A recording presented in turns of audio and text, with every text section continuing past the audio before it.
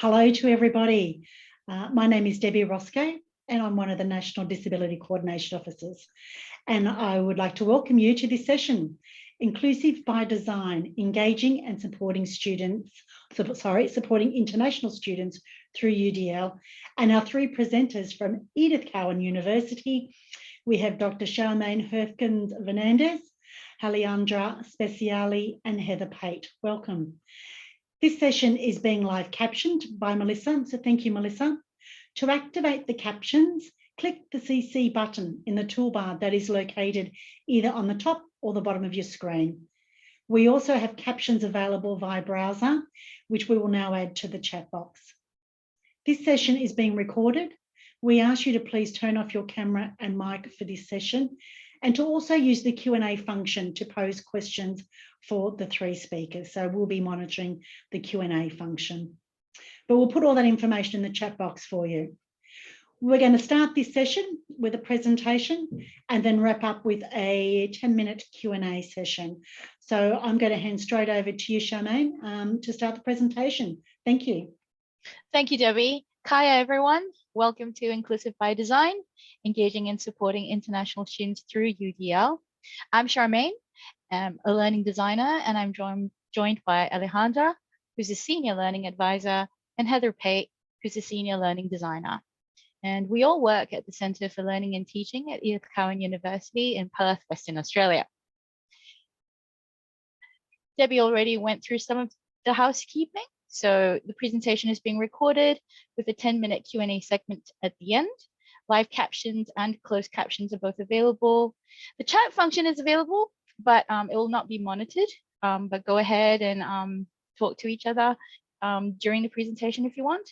All questions, please post them to the Q&A function and we'll address them during the Q&A segment. So let's start. First off, we respectfully acknowledge the past and present traditional custodians of this land from which we are zooming in today, the Noongar elders and people. In this presentation, we summarize the background to our workshop initiative, addressing the main challenges identified by staff teaching international students in a particular course. Then we'll share how we use Universal Design for Learning to design the workshop that we ran. And we close with some informal participant feedback about the workshop and ideas we have moving forward. A little about the cohort. So the particular course that we ran the workshop for is the Master of Teaching Early Childhood Education. And the Master of Teaching Early Childhood Education course at ECU historically had low international enrollments. But these rose dramatically after the pandemic. And we see a 187.5% increase in international student enrollment since 2019, and a 64.29% increase since last year alone. You can see this pie chart. In a typical on-campus classroom, there are more international students than domestic students, which prompted teaching staff to rethink their strategies and lesson objectives. The majority of these international students are from China. So we were approached to support staff preparedness teaching this cohort. The university's Accord interim report emphasizes the commitment of the sector to improve the quality of the international student educational experience, which has been consistently lower than the domestic student educational experience. Though not usually included in equity, diversity and inclusion considerations, and thank you to the keynote speaker for mentioning this particular group several times. Some authors have proposed including international students as an equity group, given the challenges that they face. More structured support for their holistic learning and overall educational experience is needed. There are similarities between the local and international student experience. For example, both groups experience presentation anxiety. It's a difference in extent more than in kind, with local students being more concerned about the content of the presentation and international students about their personal attributes and abilities to communicate. Some of the specific challenges international students face have to do with familiarization with a different culture and different learning context, as well as learning disciplinary content and concurrently developing their language skills. Teaching staff in the Early Childhood Education course and other course coordinators in the School of Education were asked to identify the challenges faced when teaching classes with a majority of international student enrollments. The highest occurring theme was the need for teacher support, including addressing unconscious bias and navigating complexities of teaching classes with a majority of international students. Staff also noted that international students needed to understand the Australian educational context at university and in their placement centres. We used the Universal Design for Learning guidelines to frame the challenges identified by the students and staff and designed the professional development workshop we ran. The Engaging and Supporting International Students PD workshop aimed to equip participants with engagement strategies in 3 content modules and support the development of a community of practice for staff teaching international students. Module 1 introduced ways to support international students in the classroom using UDL as an underlying concept. The focus in the module was looking for ways for students to be engaged in the course content. Self-regulation refers to individuals finding ways to manage their own learning. One self-regulation technique that we used was to ask participants to watch a short video before attending the workshop. The video showed a day in the life of a boy in a early childhood centre. Participants were asked to consider differences between this Chinese early childhood centre and an Australian centre. This allowed participants to consider how they might engage with the content before coming together as a group. Recruiting interest refers to sparking learners' desire to engage with the topic. In our workshop, we recruited interest by starting with an icebreaker activity where the participants discussed their own experience in early childhood education. The purpose of this activity was to help participants realise that, like the students, their own experiences in early childhood education differed. This set the workshop up as a brave space and involved them in exploring the workshop topic more deeply. Sustaining effort and persistence refers to giving learners opportunities to keep working and to remain engaged. For this element, we focused on asking the participants how they could encourage students to engage with others throughout their course and while on placement. An example from a past Chinese student illustrated differences between the Chinese and Australian university contexts. The student pointed out that collaboration is built into the nature of the Chinese university environment, whereas in Australia, everyone lives separately, and after class, students tend not to stay on campus. The workshop then moved on to the second module. So Module 2 aims to support staff to use technologies to create inclusive and accessible LMS unit sites and resources to enhance engagement of international students. So underpinned by the UDL principle to provide multiple means of representation, Module 2's tasks are geared towards enhancing perception, language and symbols, and comprehension. First, participants considered how international students would benefit if on-campus units were designed to adhere to the fully online requirements in ECU's technology-enhanced learning standards. So this got them thinking about using the available learning technologies with accessibility and inclusion in mind for their international students. The listening comprehension task asked participants to summarize the content after listening to an excerpt from a local Dutch radio program. This effectively simulated how international students with English as an additional language might feel in their classrooms. Participants then played with the transcribe and translate features of the MS365 suite, and they were encouraged to think about how these features could offer alternatives for auditory information. Next, a user-friendly and accessible glossary for the workshop site was modeled to provide additional information, link to external multimedia, and clarify vocabulary used in the site. A glossary template was created and shared with participants to use in their unit sites to promote understanding across languages for international students. We also introduced the immersive reader integration available on our LMS and in the MS365 suite. Participants had not used it before because they thought that it was only for students with visual disability.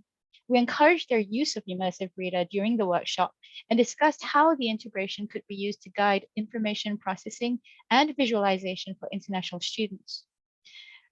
They were keen to encourage students to use the tool after they had a play with it and discussed how they might use more MS Word docs instead of PDFs for this purpose. The workshop then progressed to the content and tasks in Module 3. Module 3 focused on the principles, strategies, and approaches underpinning the support of international students in higher education. We'll look at some examples of action and expression strategies we incorporated in the PD workshop, as well as on the Canvas site, in terms of physical action, expression and communication, and executive functions. So the first guideline in this principle suggests varying the methods of response and navigation.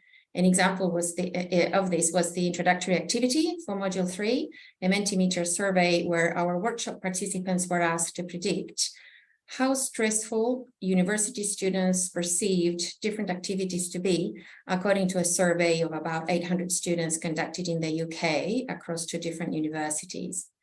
Workshop participants identified that the most anxiety-provoking activity for students was delivering oral presentations. Surprise, surprise. However, the workshop participants' responses differed from the reported student perceptions in 2 categories: lectures and sharing in IT space, which were both ranked much lower in terms of stress by the study participants. The next example refers to building fluencies gradually. Some of the resources in the module addressed oral participation and group work, as this was an issue raised by staff as well as students. We included a video in the module, in Module 3, which provides 3 international students' perspectives on class participation: a Chinese, a Korean, and a Mongolian student. The excerpt you can see on the screen was provided by the Chinese student participating in this presentation, completely bewildered about the expectations in class.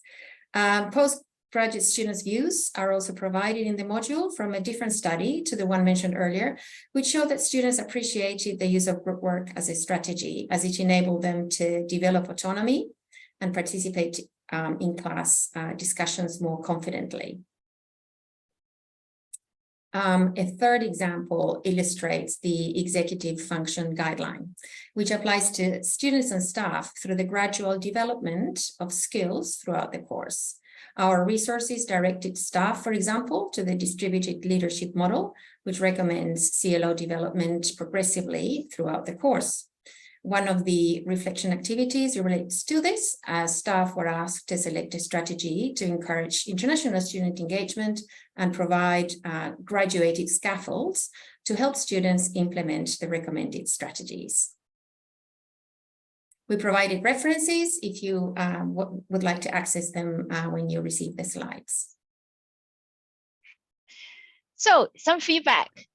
The workshop participants found the content valuable, especially the video on international contexts and the availability of easy-to-use learning technologies that they hadn't previously even considered using to engage and support the international students. They also appreciated the opportunity for discussion and sharing strategies within the team. As a team, they plan to review and enhance the LMS unit sites and resources for better support of all students. And this came out through the feedback, which we're very happy with, not just international students. What's next? We're currently reviewing the workshop for its next iteration in the School of Education. At the same time, we're discussing the usefulness of a similar workshop for other courses in other schools at ECU. We are keen to share our findings and initiatives with other interest groups, this symposium being one of them. And we have plans to apply for ethics to formalise this workshop as a research project that could contribute to enhancing the international student educational experience at ECU. Thank you so much for joining us today. If you'd like to discuss the content of our presentation further or are considering a collaboration, please don't hesitate to contact us. We welcome your questions. Thank you. And thank you, Charmaine, Alejandra, and Heather. That was fantastic. And I really think 15 minutes was enough to do that justice. That was really brilliant. Thank you. But we are up to Q&A, so we have some time to have some questions. So please don't be shy. I've got the little box open. I'm just making sure that I have access to it. Okay, does anyone have any questions that we would like answered? We have the experts here in the room. Oh, okay, I now been made host, so I should be good. Okay. So perhaps some background about the photos. There was a comment about the old photos of the presenters. I thought that might need explaining. We all came together because of our interest in this particular topic and the interest in the demographic of international students, because we have had adventures across borders ourselves. And these just show the different milestones, or one of the milestones in each of our lives, when we embarked on that pretty scary journey across borders to be either international students or experience a new country. Thank you. I do they were great photos. I do have a question that has come in. Oh no, what have I done with it? And I guess I was looking at all the takeaways that you can that we could get from your presentation, and it was just coincided that someone said, can you please recap some of the main key takeaways that you think we need to have from your presentation? Let's do one or two that you really think we need to take away with us. Key takeaways, I guess, thinking about, if you're thinking about a cohort of students, what their needs are, and then highlighting some areas that's going to support them, but it's going to support everyone. So I guess the key takeaway is it's going to support everyone. I guess we know that. Looking at what you're presenting, so how it's being presented, and using the tools that are available to you, like Charmaine talked about with the all the wonderful things that are available in Canvas that we were able to utilize. So you can use what's available to you. And I think the other one might be just consider students learning, consider their, giving time and acknowledging students. Like in our pictures here, they're people, they're having a fantastic experience and a fantastic time. So open it up to them to make it a positive experience by giving them opportunities to learn. And also not just doing that self-check. Am I assuming, am I looking at the world through my own culture and my own language abilities and so on, and what would be expected in a different culture? So that was really important for us as a discussion with staff. Even the workshop was we had to race through some of the content, because the initial discussions around personal experiences and to do with culture and what the students needed took over some of the discussions, because yes, that's critical, especially I guess for all graduates, but education students even more so. Just a quick one to follow up on that. Sorry, I butted in there, Charmaine. Was the workshop in person or was it an online in person? In person, yeah, in person. And Charmaine, if you'd like to talk about the site. Well, we also wanted to build an LMS site, because one of the things that we wanted to do to encourage staff to support international students was to make things available even after the event, because most international students they're required to be on campus, but there's so many who would do well with either working through the work for translation purposes, for comprehension purposes before class, and then after class as well. So we created this LMS site with all the things that we would have engaged with face-to-face, for them to go back, for staff to go back and then return to them, just like we would like them to do for their students. There's a few questions coming through now, so I hope to get through all of them. Otherwise, we might collate those and we might be able to put them as a complementary resource with the recording. But was there anything surprising that led you to make changes for the next time you run one of your workshops? I think a big thing was the amount of time that we needed. We were trying to cover a lot of things, lots of different areas. And what the staff members really needed was time to unpack what they'd experienced. And as Ali mentioned, like that actually took a lot of time, but we gave it to them because clearly they needed to do that. But that also opened it up to a really valuable discussion and like a safe space where people could really think about things. And so I think we would look at building that in for the future, and maybe.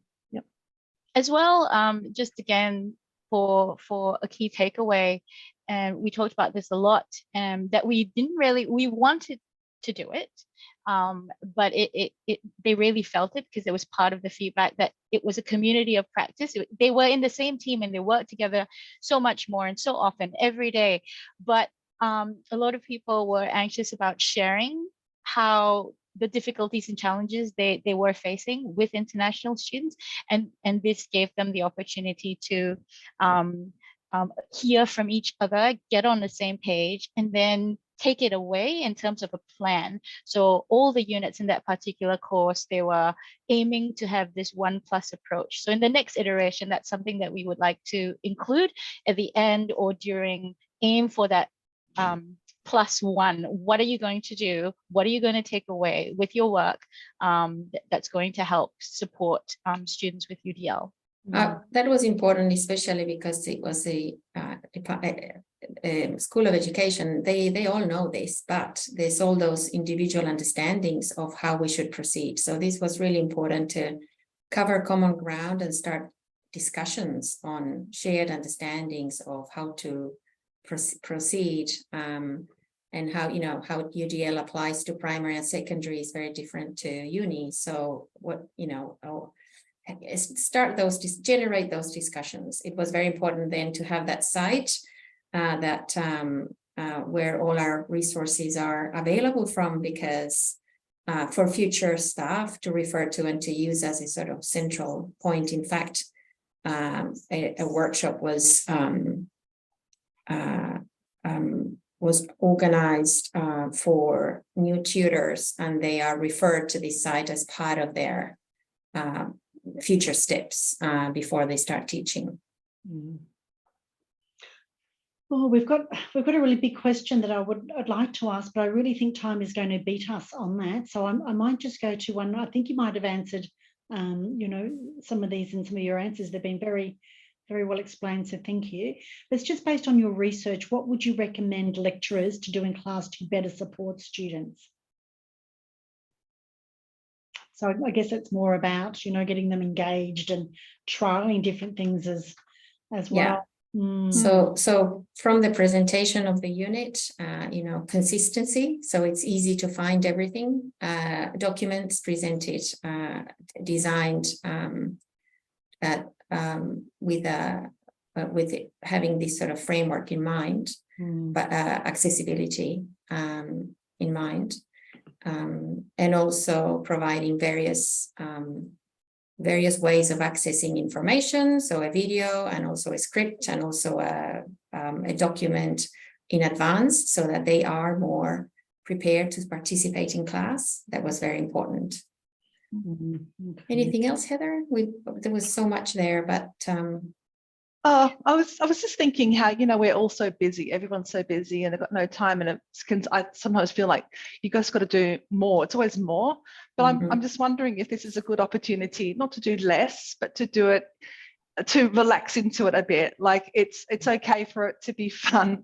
Getting students to communicate and work together in groups takes work, but we know it's going to be really valuable for students, and I think for staff members as well. You get a lot out of a really active classroom where their students are happy, and it changes the feeling of the room.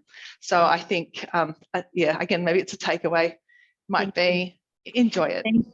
Thank you very much. And I'm very sorry we have to wrap that up straight away now. We need to move on to our next session, but I'd like to say thank you again to Charmaine, Alejandra and Heather for sharing your knowledge and expertise in this area. I'm sure we've got a takeaway that we're all taken with us.